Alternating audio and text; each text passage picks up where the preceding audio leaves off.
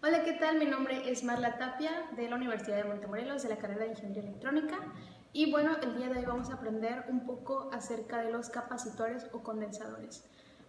Voy a explicar un poquito acerca de qué es y posteriormente vamos a hacer una práctica para que veamos cómo funciona. ¿Okay?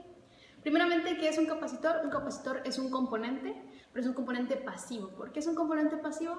Porque realmente no genera energía, solo la almacena y la tiene ahí hasta que necesitemos ocuparla.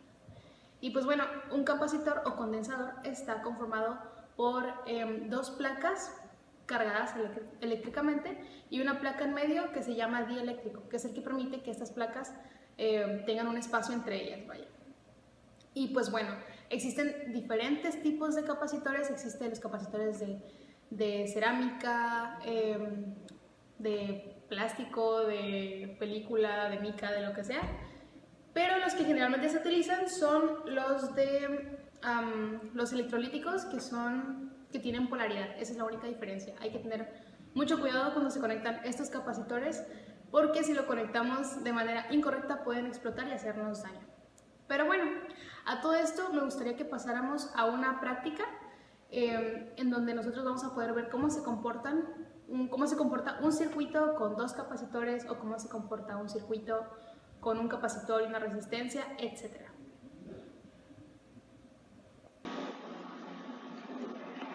Ok, para esta primera parte nos muestra un circuito sencillo con una fuente y con dos capacitores. Lo que queremos lograr es ver el comportamiento de un circuito con dos capacitores de la misma capacidad. En este caso son 0.1 microfaradios. Y pues bueno, aquí tenemos un multímetro con el que vamos a medir el voltaje que atraviesa cada uno de estos capacitores. Y lo vamos a hacer de la siguiente manera. Vamos a conectar primero una parte aquí, la otra parte aquí. Y bueno, aquí es muy importante que nosotros podamos ver que esté en volts y que no esté en corriente directa, sino en corriente alterna, porque pues la práctica que estamos viendo es de corriente alterna. Y bueno, nosotros en nuestras medidas de nuestra práctica habíamos encontrado que esto debía darnos aproximadamente 1.5 volts. Así que bueno, comenzamos a correr esto y nos da exactamente 1.5 volts. Ahora, me gustaría ver qué es lo que sucede si nosotros en vez de conectarlo a este capacitor, lo conectamos al capacitor que está aquí arriba. Así que ponemos esto aquí, conectamos esto aquí y corremos de la misma manera y nos vuelve a dar 1.5 volts. Así que podemos concluir que en un circuito con capacitores de la misma capacidad correrá el mismo voltaje por ambos. Sin embargo, en la siguiente parte nos muestra ahora un circuito un poco diferente. Realmente es bastante parecido. Lo único que cambia es que aquí en vez de ser 0.1 microfaradios son 0.2. Y bueno, me gustaría conectarlo ahora.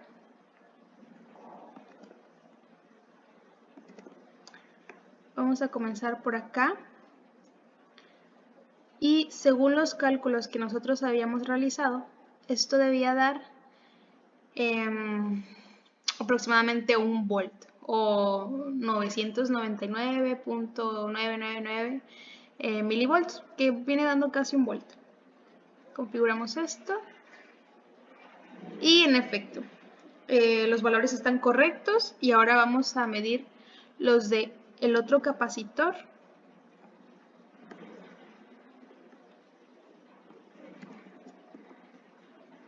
Conectamos esto de este lado, conectamos esto de este lado y corremos. Y nos da 2 volts.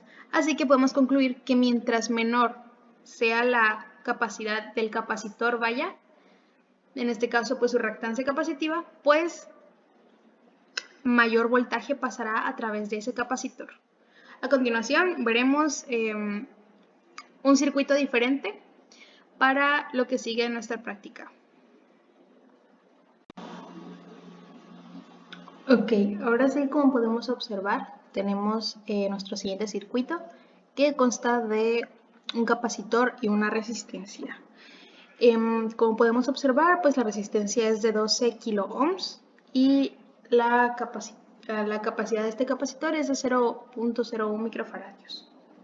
Y pues bueno, si bien entendemos que la resistencia es igual a la reactancia capacitiva o la impedancia del capacitor, pues si calculamos esto nos da aproximadamente 15.9 kilo ohms.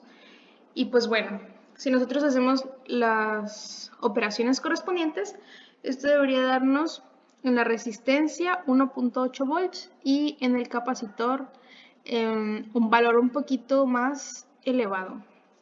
Y pues bueno, prácticamente lo que vamos a ver en esta parte es que si nosotros cambiamos esto de lugar, existe algún cambio, porque antes eran dos capacitores, pero ahora queremos ver si son una resistencia y un capacitor, y al cambiarlos, cambia también su valor. Así que vamos a empezar colocando esto hacia este lado. Vamos a utilizar 2 multímetros para que esto pues pueda verse mejor.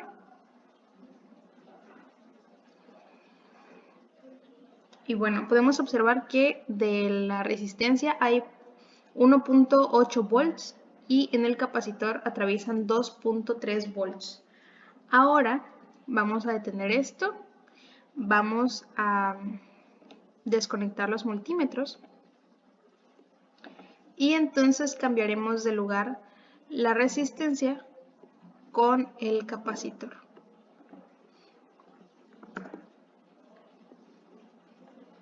De esta manera. Vamos a colocar esto por aquí. Y traeremos esto acá. Y bueno. Una vez conectado acá, pues volvemos a conectar nuestros multímetros que ya estaban pues previamente posicionados.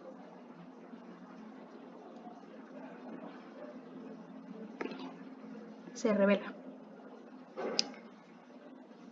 Y bueno, básicamente los valores son los mismos, evidentemente se invierte por la posición en la que están ahora, pero los valores siguen siendo los mismos, así que podemos entender que realmente no importa mucho el orden en ese tipo de circuitos, pues que son en serie, vaya. Y pues bueno, ahora vamos a ver otro tipo de circuitos. Para esta última parte, realmente es muy sencillo. Tenemos aquí 3 circuitos. Este es un circuito con 2 capacitores de la misma capacidad en paralelo que están en serie con esta resistencia. Y de este lado pues podemos encontrar un circuito todo en serie, de este lado también. Si nos damos cuenta, lo que cambia son las posiciones. Pero este circuito y este circuito nos dan los mismos valores, tanto en la resistencia como en los capacitores. La caída de voltaje es la misma, aquí y aquí. Cambia un poco en este circuito debido a la alineación que tienen los capacitores. Así que sí, la alineación de los capacitores afecta, pero no afecta el orden, si están en serie o si están en paralelo aquí, o si estuviera aquí en paralelo y aquí la resistencia.